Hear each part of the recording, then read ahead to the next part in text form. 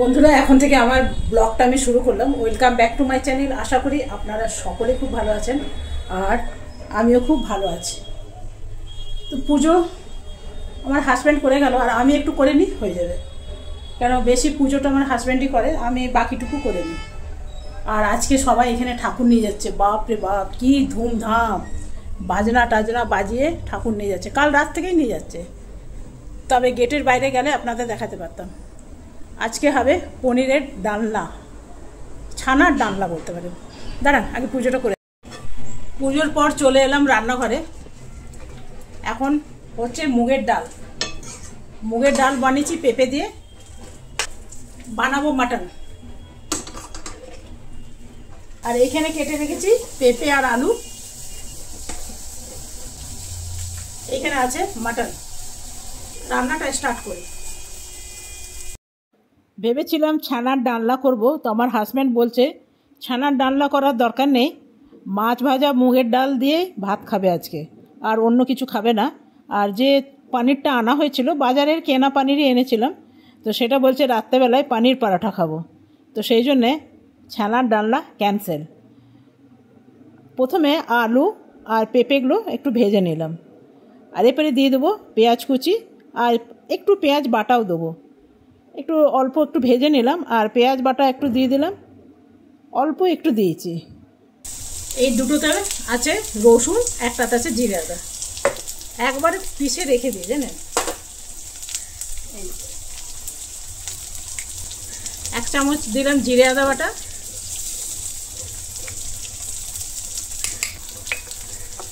আর এখানে আছে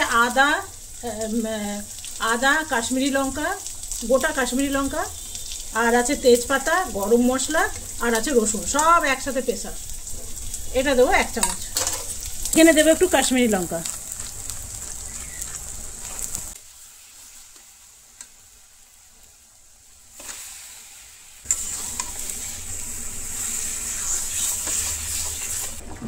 এইদিকে ডালটা হয়ে গেছে, এটা নামিয়ে নেব।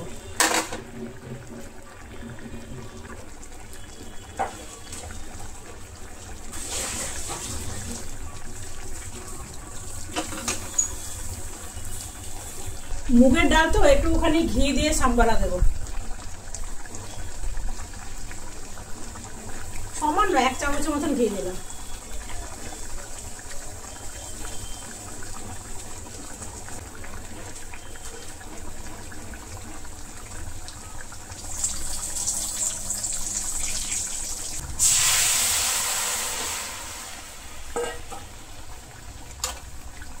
এখন খাবো মাছ ভাজা, আর আছে ফুলকপি তরকারি। এই মাংসটা বসিয়ে রাখছি, মাংসটা এখন খাবো না, এটা রাত্রের জন্য।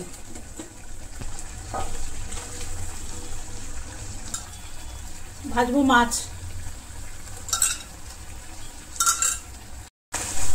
মাংসটা নুন হলুদ দিয়ে ম্যারিনেট করে রেখেছিলাম, ওই জন্য নুন হলুদ দিলাম না। একদম দেখে নিতে হবে নুন হলুদ তো হয়েছে, নুন হয়েছে কিনা, না যদি লাগে পরে দেবো।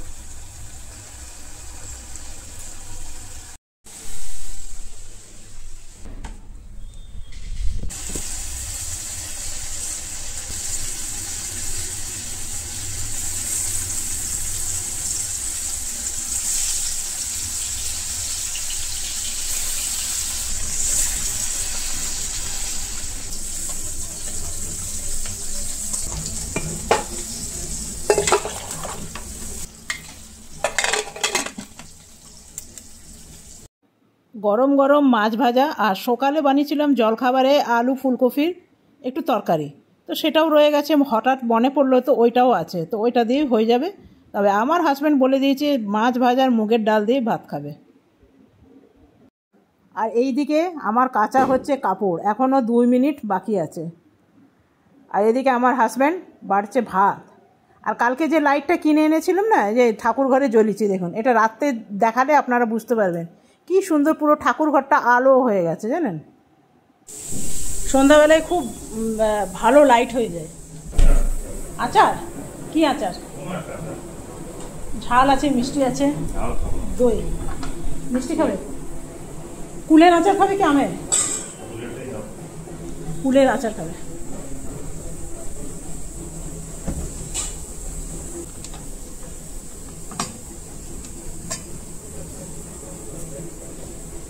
ফ্রিজে জানেন এত ছোট ছোট বাটি ঢুকে যায় না।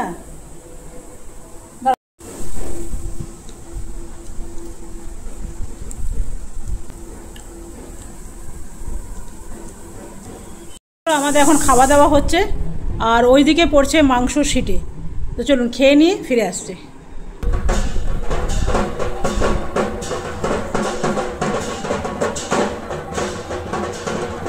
গুড ইভিনিং বন্ধুরা।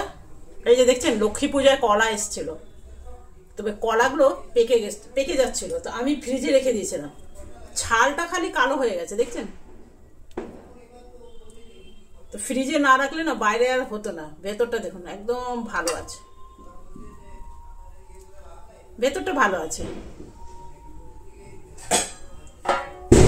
বেশি নেই, 5-6 খানাই আছে। এটা একটু ভাবছি মালপোয়া বানিয়ে দেবো। মালপোয়া বা কলার বড়া দুটোই ভালো লাগে।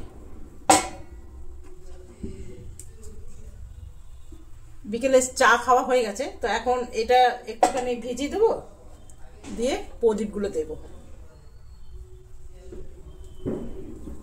প্রদীপগুলো দেওয়া হয়নি।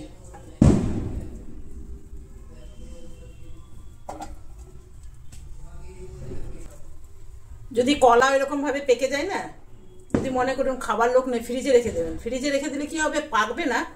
তবে কলার খোসা তো, কলার খোসা কালো কালো হয়ে যায় দেখছেন, ভেতরগুলো একদম ভালো আছে।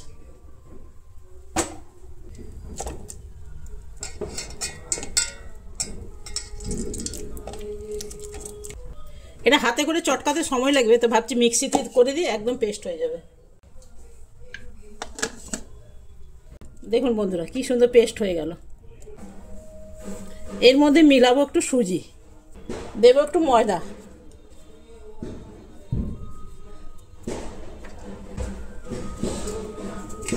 এইখানে দেব গুড়,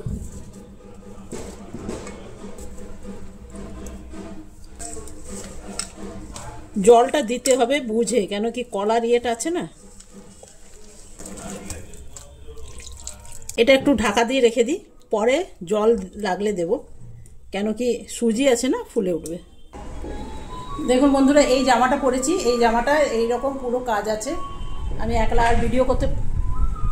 ভিডিও করা খুব মুশকিল। এই যে তা আমি নিচেরটা পরিনি, নিচেরটা এমনি লেগিস দিয়ে পরেছি। আর এইখানে এখন প্রদীপ আছে, প্রদীপগুলো এখন জ্বালাবো। কালকে 14 প্রদীপ ছিল, তো 14 প্রদীপটা আমি শর্টসে দিয়েছিলাম, সেটা আর ভিডিও বানাইনি। তো চলুন এগুলো এখন জ্বালানো যাবে।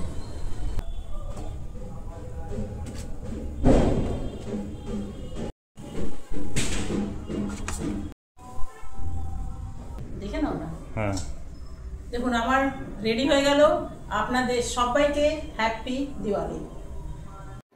একটু ঠাকুরের কাছেও দেখিয়ে দিলাম, আর আরেকবার আপনাদের জানিয়ে দিই সবাইকে হ্যাপি দিওয়ালি। সারা বছর আপনাদের যেন ভালো কাটুক, প্রদীপের মতন উজ্জ্বল।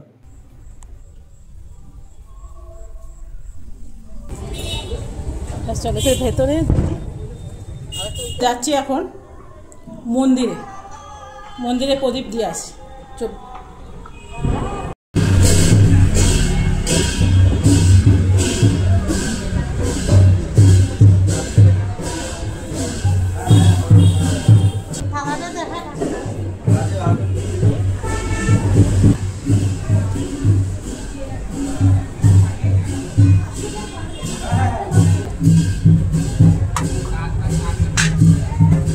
বন্ধুরা, আমি এখন চলে এলাম মন্দির থেকে। আর দেখুন লাইট জ্বললে কি সুন্দর লাগে না। আমি একাই দিয়েছি যতটা পেরেছি আর কি, যেমন পেরেছি। তবে আচ্ছা পুজোয় বসবে কটায়, বসে গেছে নাকি? হ্যাঁ না না 10টার সময় ও